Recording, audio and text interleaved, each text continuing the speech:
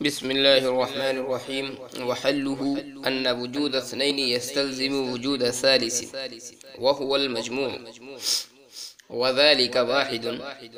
لا يقال على هذا يلزم من تحقق اثنين تحقق أمور غير متناهية، لأنه بضم الثالث يتحقق الرابع، وهكذا. لأننا نقول الرابع أمر اعتباري، فإنه حاصل باعتبار شيء واحد مرتين، والتسلسل في الاعتباريات منقطع بانقطاعه، فافهم. وحله اور اس کا حل یہ ہے ان وجود اثنین یستلزم وجود ثالث کہ دو کا وجود مستلزم ہے تیسرے کے وجود کو، وہو المجموع اور وہ یعنی تیسرا، ہوا کہ ضمیر ثالث کی طرف لوٹ رہی ہے، اور وہ یعنی تیسرا المجموع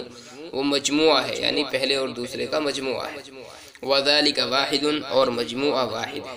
لا یقال اس پر یہ اعتراض نہ کیا جائے علی ھذا یلزم من تحقق اثنین تحقق امور غیر متناہیت کہ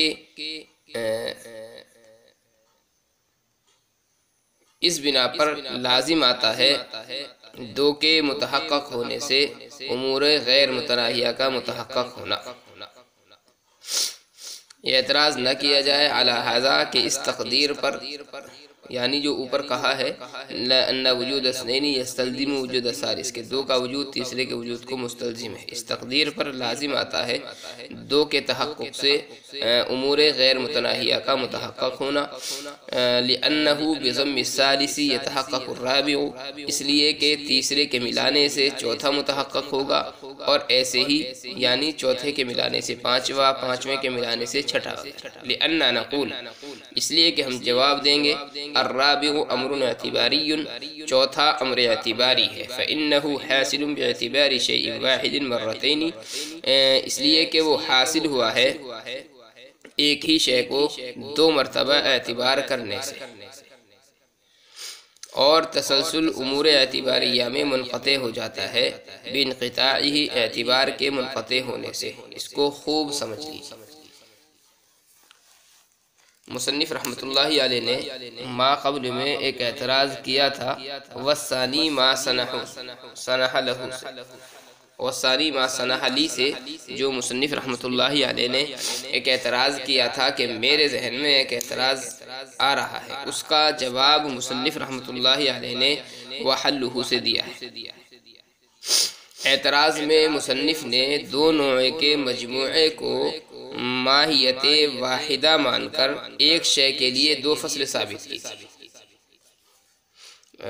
اعتراض کو دوبارہ ذہن میں لائیں۔ مصنف رحمۃ اللہ علیہ نے جو وہاں پر اعتراض پیش کیا تھا اس میں دو چیزوں کے مجموعے کو اور دو نوعوں کے مجموعے کو مصنف رحمۃ اللہ علیہ نے شیء واحد مانا تھا،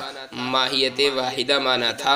اور ماہیت واحدہ مان کر کے مصنف رحمۃ اللہ علیہ نے پھر ان کے لیے دو فصل ثابت کی تھی۔ اعتراض ایک مرتبہ ذہن میں رکھیں۔ اعتراض کی تقریر یہ تھی کہ مصنف نے پہلے تو یہ فرمایا تھا کہ ایک شے کے لیے ایک ہی فصل قریب ہوتی ہے،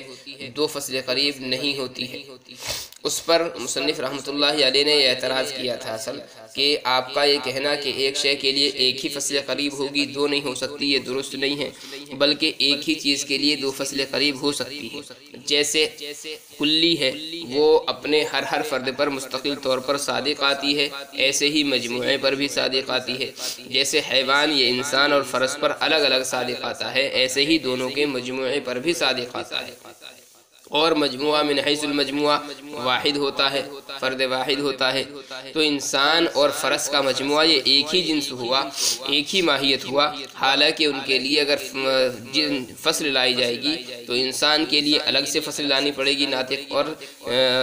فرس کے لیے الگ سے فصل لانی پڑے گی، تو ایک ہی شے ہوئی انسان اور فرس کا مجموعہ، اور اس کے لیے دو فصلیں لائی جا رہی ہیں۔ جو اس سے معلوم یہ ہوا کہ ایک شے کے لیے ایک ہی فصل قریب ہو یہ کوئی ضروری نہیں ہے، بلکہ ایک شے کے لیے دو فصل قریب بھی ہو سکتی ہے۔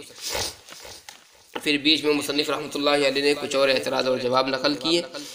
اب وحلہ سے مصنف رحمۃ اللہ علیہ نے اپنے اسی اعتراض کا جواب دیا ہے کہ مصنف نے دونوں کے مجموعے کو جو ماہیت واحدہ مانا تھا، دونوں کے مجموعے کو جو ماہیت واحدہ مانا تھا اور پھر اس کے لیے دو فصل قریب ثابت کی تھی، تو وحلہ سے مصنف نے اسی کا جواب دیا ہے کہ جیسے آپ نے دو نوعوں کے مجموعے کو ماہیت واحدہ مانا تھا، دو نوعوں کو ملا کر اس کا مجموعہ بنا دیا تھا، ایسے ہی ہم دو فصلوں کو ملا کر کے مجموعہ بنا دیں گے اور دونوں فصلوں کے مجموعے کو ماہیت واحدہ مانیں گے۔ اس کی دلیل دی ہے کیونکہ دو کا وجود تیسرے کے وجود کو مستلزم ہوتا ہے، یعنی جب دو کا وجود ہو جائے گا تو ان کے مجموعے کا بھی وجود ہو جائے گا، تو یہ لازمی چیز ہے۔ تو جس طرح انواع کا مجموعہ امر واحد بنے گا، ایسے ہی دو فصلوں کا مجموعہ بھی امر واحد ہوگا، لہذا ایک شے کے لیے ایک ہی فصل قریب ثابت ہوئی، اب بھی دو فصل قریب ثابت نہیں ہو پائی۔ پھر لا یقال سے وحلہ کے ذریعے جو جواب دیا گیا ہے اس پر ایک اعتراض ہے۔ اعتراض کی تقریر یہ ہے کہ اگر آپ کی یہ بات تسلیم کر لی جائے کہ دو کا وجود تیسرے کے وجود کو مستلزم ہوتا ہے جو انہی دونوں کا مجموعہ ہوتا ہے، تو اس سے تو تسلسل لازم آتا ہے اور تسلسل باطل ہے، اس لیے آپ کا قاعدہ بھی باطل ہے۔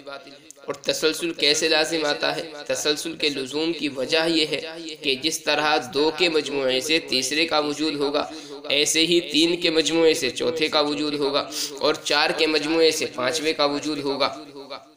تو یہ تو سلسلہ ایسے ہی چلتا رہے گا۔ اس لیے آپ کا یہ کہنا کہ دو کا وجود تیسرے کے وجود کو مستلزم ہوتا ہے، ہم یہ بات تسلیم ہی نہیں کرتے۔ لأننا نقول سے مصنف نے اسی اعتراض کا جواب دیا ہے۔ جواب یہ ہے کہ دو کے وجود سے تیسرے کا تحقق یہ تو نفس الامری اور واقعی ہے، اس کے بعد کے مراتب کا جو تحقق ہے وہ اعتباری ہے۔ اگر اعتبار کریں گے تو تین کے وجود سے چوتھے کا تحقق ہوگا، اگر اعتبار نہیں کریں گے تو نہیں ہوگا، اور تسلسل امور اعتباریہ میں یہ محال نہیں ہوتا ہے۔ اس لیے اگرچہ یہاں پر تسلسل لازم آتا ہے لیکن اس سے کوئی فرق پڑنے والا نہیں۔ فَإِنَّهُ حَصَلَ، مصنف رحمۃ اللہ علیہ نے جو یہ بات کہی ہے کہ تین کے مجموعے سے چوتھے کا تحقق اعتباری ہے، اس کی دلیل دے رہے ہیں کہ دلیل یہ ہے کہ اس کا تحقق ایک ہی شے کو دو مرتبہ اعتبار کرنے سے ہوتا ہے۔ تو چوتھے کا جو تحقق ہے وہ ایک ہی شے کو دو مرتبہ اعتبار کرنے سے ہوتا ہے۔ کیوں؟ اس لیے کہ اثنین ہے، مثال کے طور پر اس کا ایک مرتبہ تھا تو علیحدہ اعتبار کیا گیا ہے، اور دوسری مرتبہ پھر ثالث کے ضمن میں بھی اس کا اعتبار کیا جائے گا۔ تو ایک شے کو دو مرتبہ اعتبار کرنے سے چوتھے کا تحقق ہوگا، اور ایک شے کو دو مرتبہ اعتبار کرنا